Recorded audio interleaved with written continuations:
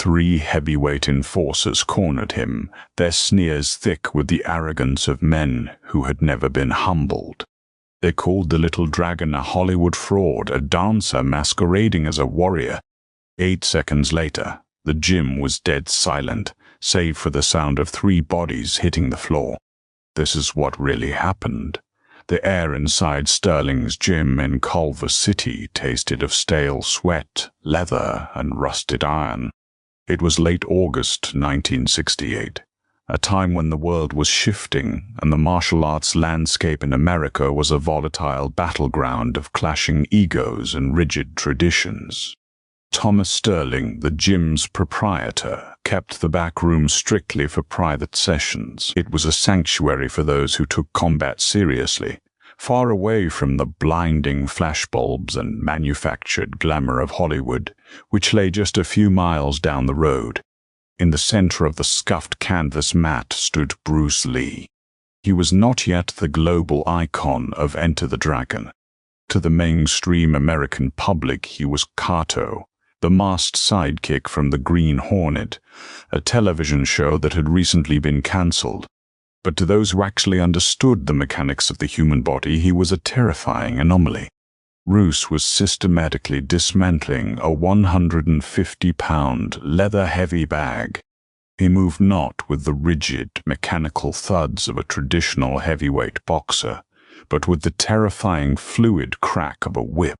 Pop, snap, crack. The sounds echoing through the cavernous room were sharper than punches. They sounded like a wet towel snapping against concrete. His muscles, stripped of all useless bulk, coiled and uncoiled with a predatory efficiency. He was practicing the foundational concepts of what would soon become Jeet Kune Do, the way of the intercepting fist. Formlessness, water. Sitting on a wooden bench nearby, nursing a lukewarm coffee, was Richard, a veteran stunt coordinator who had seen every tough guy in Los Angeles pass through his sets. Richard watched Bruce with a quiet, reverent disbelief. He had never seen a man weighing barely 140 pounds generate concussive force that could snap the chains of a heavy bag backward. Then the heavy oak door to the private room violently slammed open, shattering the rhythmic sanctuary. The hinges groaned as 3 men stepped into the dim light, bringing with them an atmosphere so thick with hostility that the temperature in the room seemed to immediately drop. These were not men who came to train. They were men who came to break something. At the forefront was Jack O'Reilly, standing 6'3" and carrying 230 pounds of scarred, dense muscle. Jack was a former Golden Gloves heavyweight who had washed out of the pro circuit due to a legendary temper and a penchant for street brawls. He resented anything he couldn't hit with a standard left hook, and he particularly despised the rising trend of Oriental martial arts. Now, to Jack's left was Morgan Davies, a broad-shouldered, thick-necked grappler who made his living bouncing at the roughest bars on the Sunset Strip. Morgan had hands the size of dinner plates and a reputation for ending fights by simply dropping his entire body weight onto his opponent's chests. Completing the trio was Cole Henderson, a heavyweight traditional karate champion. Cole wore his rigid linear training like a badge of absolute superiority. He viewed Bruce's public criticisms of classical martial arts, which Bruce famously called swimming on dry land, as a deeply personal insult. Cole wanted to prove that Bruce's philosophy was nothing but philosophical garbage disguised as combat. "So this is where the little TV star hides," Jack boomed, his voice a gravelly rumble that bounced off the brick walls. He casually spat a toothpick onto the pristine edge of the training mat. "Practicing your dance routines, Kato." Bruce did not stop his movement immediately. He finished his combination of blindingly fast back fist, followed by a low side kick that sent the heavy bag swinging wildly to the ceiling, before finally turning around. He didn't wipe his brow. He didn't scowl. His breathing was perfectly measured, flowing deeply from his diaphragm. "The gym is closed for private training," Thomas Sterling said, stepping out from behind his small makeshift desk, wiping grease from his hands with a rag. "You boys know the rules. Front room is for the public." Shut up, Tommy," Morgan sneered, not even looking at the gym owner. His eyes were locked on Bruce. "We're not here to hit the speed bag. We're here to see a demonstration, a real demonstration." Bruce stood still, his arms resting loosely at his sides. In the philosophy of Jeet Kune, the fight begins long before the first punch is thrown. It begins in the mind, in the mastery of one's own emotional state, and the precise reading of the opponent's intentions. Bruce looked at the three men, his dark eyes scanning them with the detached, clinical precision of a surgeon evaluating a trauma patient. "I have nothing to demonstrate to you," Bruce said softly, his voice carrying a slight calm echo. "If you want to learn, you can schedule a class. If you want trouble, you are in the wrong place." Jack let out a bark of cynical laughter, taking a heavy, uninvited step onto the training mat. His heavy leather boots squeaked against the canvas, a blatant sign of disrespect. "We don't want to learn how to play make-believe for the cameras, Bruce. We're tired of hearing about this magical one-inch punch. We're tired of Hollywood telling the world that a 140-pound actor can beat real fighters." Cole stepped up beside Jack, his posture rigid, his fists already balling up at his waist. "You insult the classical arts," Cole said, his tone dripping with self-righteous venom. "You say traditional forms are dead. I'm here to show you what traditional power feels like. No cameras, no stuntmen pulling their punches. Just reality." Richard, the stunt coordinator, slowly set his coffee cup down on the bench. His heart began to hammer against his ribs. He knew Jack and Morgan's reputations. They were barroom butchers. They didn't care about fair fights or honorable sparring. They cared about dominance, humiliation, and inflicting pain. And there were three of them. Together they outweighed Bruce by nearly 300 pounds.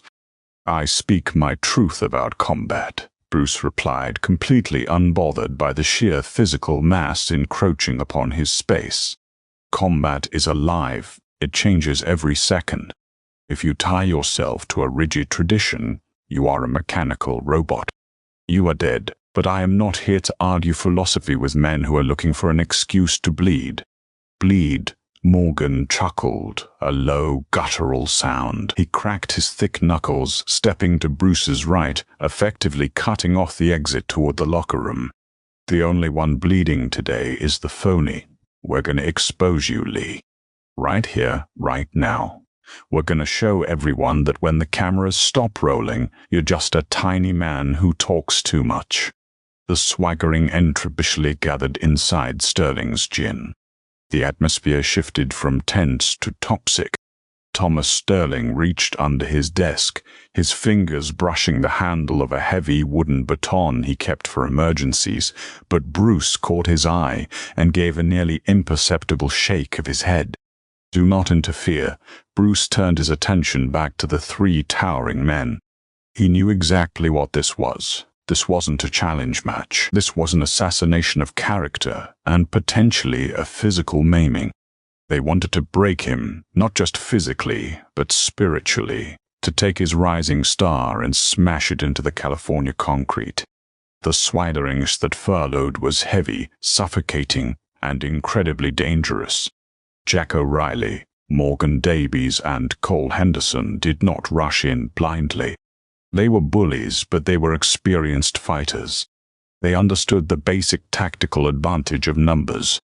Without speaking a word, they began to fan out, executing a crude but highly effective maneuver designed to trap their prey.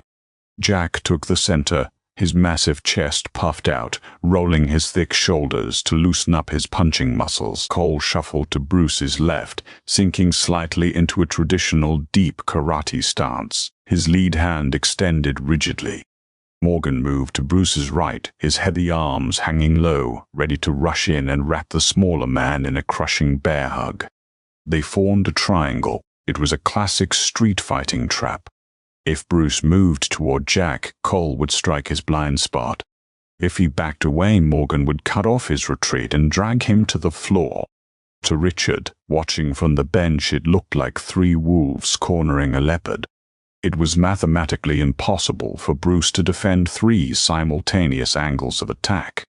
"Last chance, Hollywood," Jack taunted, his eyes wild with the anticipation of violence. "Get on your knees. Admit you're a fake to Tommy and your buddy over there, and promise you'll pack your bags and go back to teaching dance classes. Do that, and maybe we let you walk out of here with your jaw intact."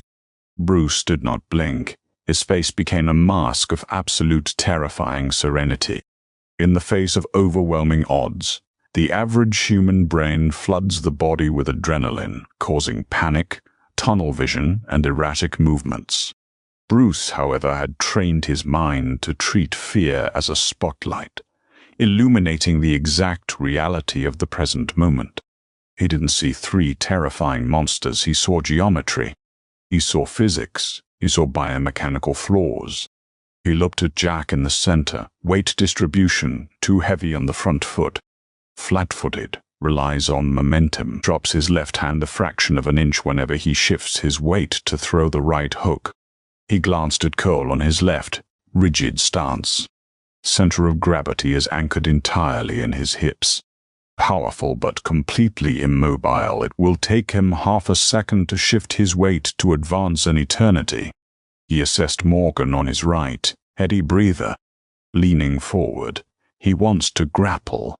He will lunge head first, completely abandoning the centerline defense. "You talk about reality," Bruce said, his voice dropping to a register so calm it was chilling. "But you are completely blind to it.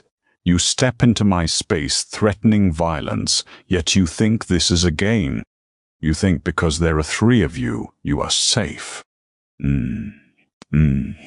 Op.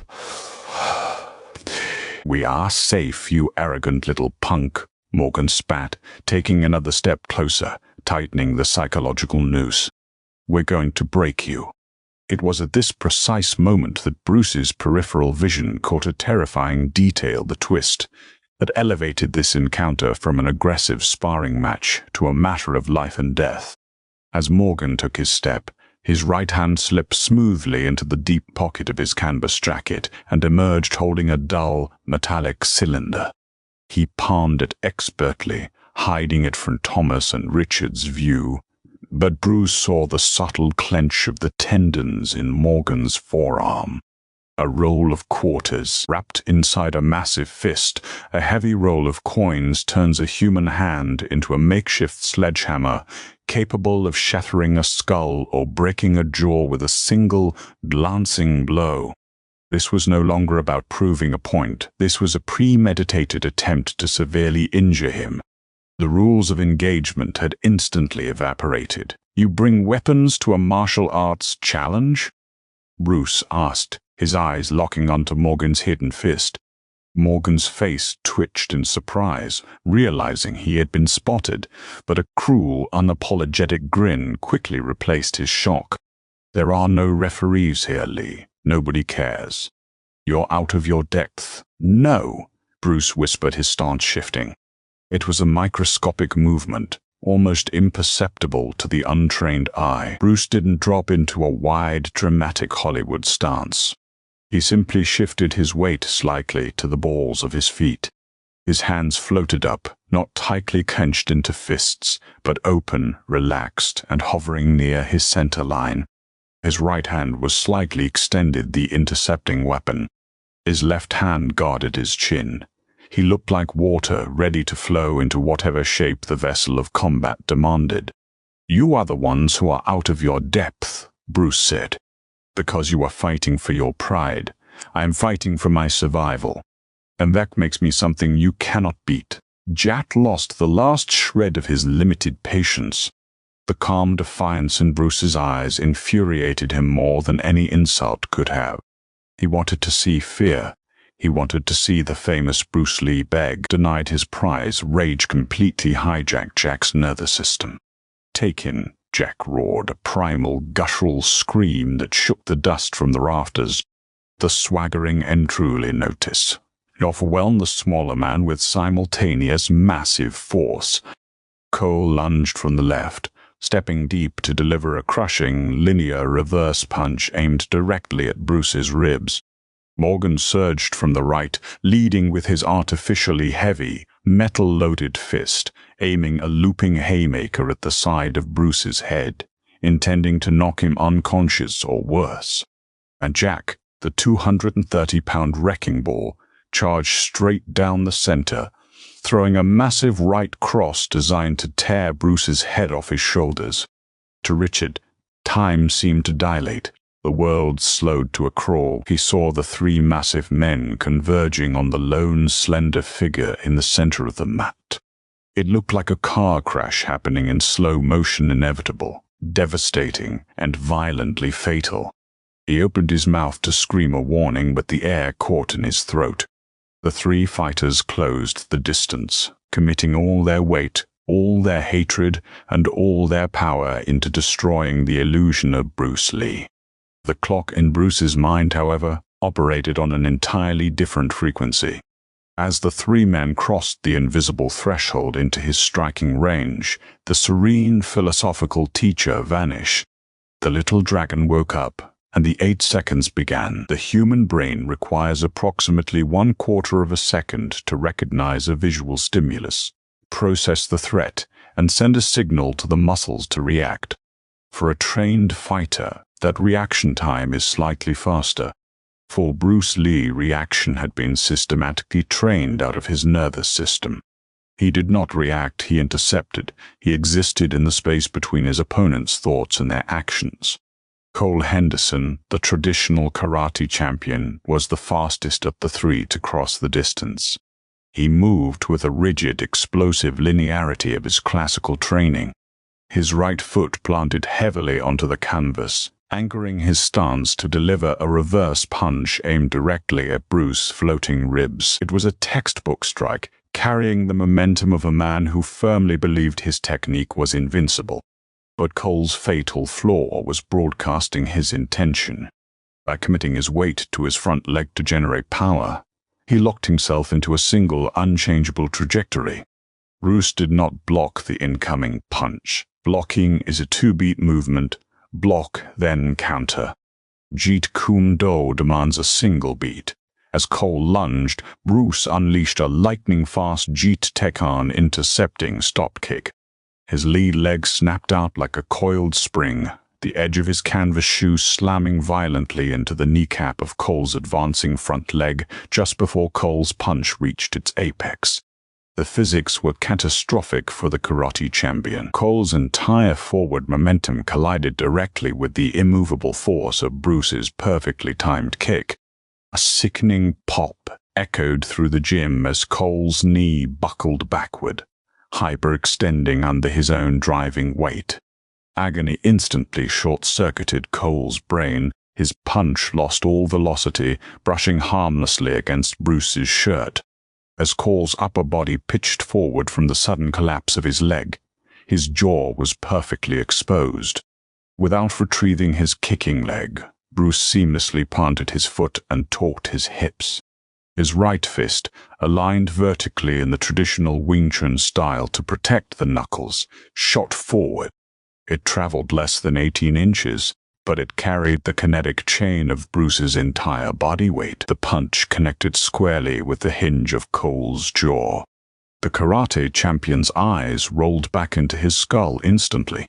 He dropped to the canvas like a marionette with its strings brutally cut, entirely unconscious before his shoulder hit the mat.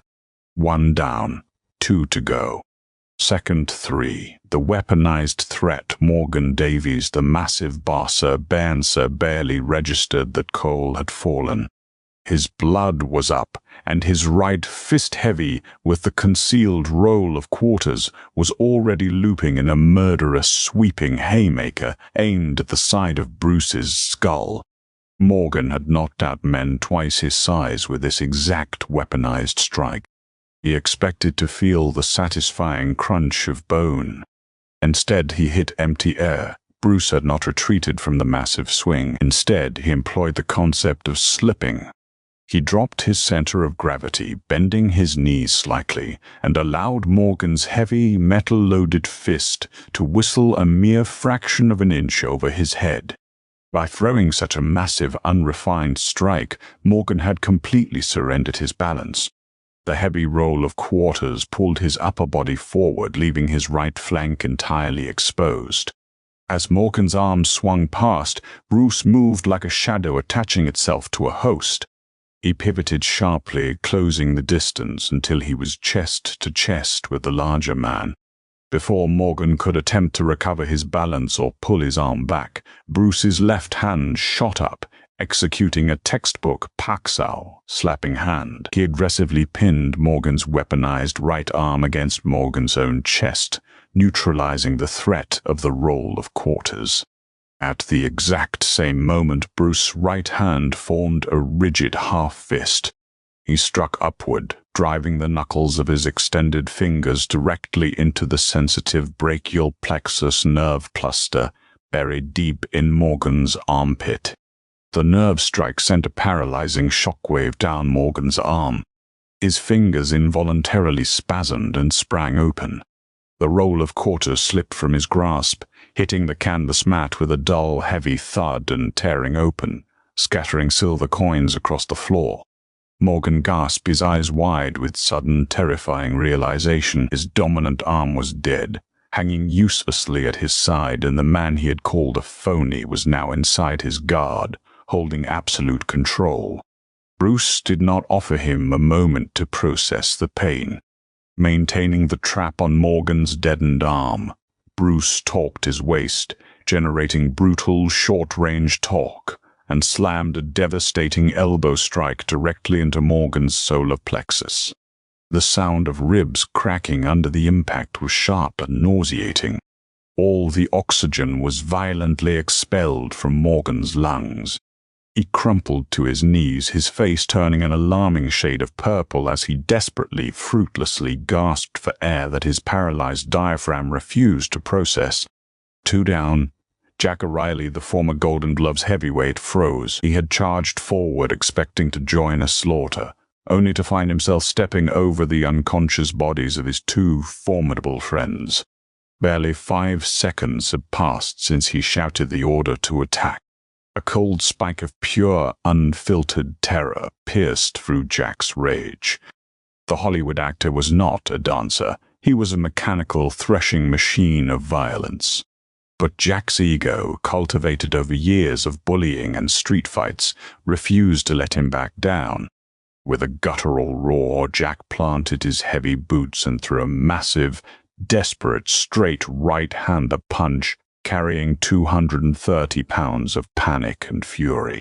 In traditional boxing, the standard defense against a straight right is to slip to the outside or parry. Bruce did neither. He embodied his philosophy, be water, my friend. As the massive fist rocketed toward his face, Bruce simply stepped slightly off the center line, letting the punch graze his shoulder. But he didn't just evade, he advanced. He stepped into the void Jack had created by overcommitting to the punch. Jack suddenly realized he had punched into thin air, and his opponent was now standing less than a foot away from him, perfectly balanced, staring into his eyes with a terrifying, absolute calm. Jack tried to pull his arm back, tried to raise his left hand to guard his chin, but his mind was moving far slower than Bruce's body. Bruce did not wind up for a massive cinematic punch. He didn't need to. His feet were firmly rooted. His hips were loaded. His structure was perfectly aligned. He placed his right fist vertically against the center of Jack's massive chest, resting it lightly over the sternum. To Richard, watching from the bench, it looked like a magic trick. It looked like the famous demonstration Bruce had done at the Long Beach International Karate Championships. But this was no demonstration board. This was 230 pounds of aggressive muscle. Bruce's body moved as a single, unified conduit of kinetic energy. The power snapped from the floor through his ankle, up his thigh, twisting through his hips, accelerating across his back muscles and exploding out through his fist. The legendary 1-inch punch, The impact sounded like a shotgun discharging inside the closed room. The kinetic shockwave bypassed Jack's thick chest muscles entirely, transferring the concussive force directly into his internal organs and spine. Jack's eyes instantly glazed over. The massive man didn't just fall, he was lifted entirely off his feet. His boots left the canvas mat for a fraction of a second before he flew backward, crashing heavily into the wooden wall of the gym. The framed photographs of old boxers rattled furiously against the drywall. Jack slid down the wall, leaving a streak of sweat against the wood, and collapsed into a motionless, crumpled heap. 8 seconds, 3 elite heavy fighters, 3 bodies on the floor. The sudden silence inside Sterling's gym was absolute and deafening. The echoes of the impacts faded, replaced only by the ragged, desperate wheezing of Morgan Davies, who was curled into a fetal position amidst the scattered silver quarters, clutching his shattered ribs. Cole Henderson remained unmoving on his back, his jaw swollen and misaligned. Jack O'Reilly was slumped against the wall, out cold, his chest rising and falling in shallow, erratic rhythms. Richard, the veteran stunt coordinator, sat frozen on the wooden bench. His lukewarm coffee had spilled over his hands, staining his jeans, but he hadn't noticed. His mouth hung slightly open. He had spent his entire career choreographing violence, making it look powerful and dramatic for the camera. What he had just witnessed was the complete antithesis of Hollywood. It was ugly, efficient, mathematically precise, and utterly terrifying. It lacked the wide, sweeping arcs and the prolonged drama of a movie fight. It was surgical destruction. Thomas Sterling, the gym owner, slowly withdrew his hand from the wooden baton hidden under his desk. He wiped a bead of cold sweat from his forehead with his greasy rag, looking at the carnage strewn across his pristine canvas mat. In the center of the wreckage stood Bruce Lee. He was not breathing heavily. His chest barely moved. He didn't flex his muscles, nor did he beat his chest or scream in victory. There was no arrogance in his posture. He simply lowered his hands, unclenching his fists, and relaxed his shoulders. The predatory intensity vanished from his dark eyes, replaced instantly by the calm, philosophical demeanor of a scholar. Suddenly a weak, scraping sound broke the silence. Morgan Davies, his face pale and slick with a cold sweat, managed to prop himself up on his one good arm. His eyes were wide, filled with a mixture of agony and profound disbelief. He looked at the scattered coins, then at his 2 unconscious friends, and finally up at the man who had dismantled them in less time than it takes to tie a shoelace. Morgan opened his mouth to speak, perhaps to hurl a final insult, perhaps to curse, but only a wet cough escaped his lips. He reached out with a trembling, bloodied hand, feebly attempting to grasp the cuff of Bruce's track pants in a final, pathetic act of defiance. Bruce looked down. He didn't kick the man away. He didn't strike him again. He simply took half a step back, moving his foot out of Morgan's desperate reach. "You brought a weapon to prove a point," Bruce said, his voice quiet, echoing softly in the stillness of the gym. "You relied on your size, your anger, and your metal coins. But you forgot the most important rule of combat." Morgan stared up at him, breathless, waiting for the punchline, waiting for the insult. "Metal can be dropped," Bruce said simply. "Muscle can be tired. But water cannot be broken. It only envelops you. Today you drowned." Bruce turned his back on the 3 men. He walked calmly over to the wooden bench, picked up his white towel, and casually draped it over his neck. He looked at Richard, who was still staring at him with wide, unblinking eyes. "I think we are finished with the heavy bag for today, Richard." Bruce smiled gently, the warmth returning entirely to his face as if the previous 8 seconds had been nothing more than a mild stretching routine. "Are you ready to go over the choreography for the new script?" Richard swallowed hard, his throat dry. He looked at the 3 heavyweights broken on the floor, then back at the 140-pound man wiping sweat from his brow. "Yeah, Bruce," Richard managed to whisper, his voice trembling slightly. Yeah, I think I understand the mechanics a lot better now. The story of what happened in the back room of Sterling's gym never made the papers. Jack, Morgan, and Cole never spoke a word of it to anyone on the Sunset Strip. Their bruised egos and shattered bodies were a shameful secret they carried to their graves. They packed up their gear that day and never returned to Culver City. But Richard never forgot. He passed the story down through whispered conversations on movie sets, a cautionary tale for any stuntman or tough guy who thought the little dragon was just a product of camera angles and fast-forwarded film.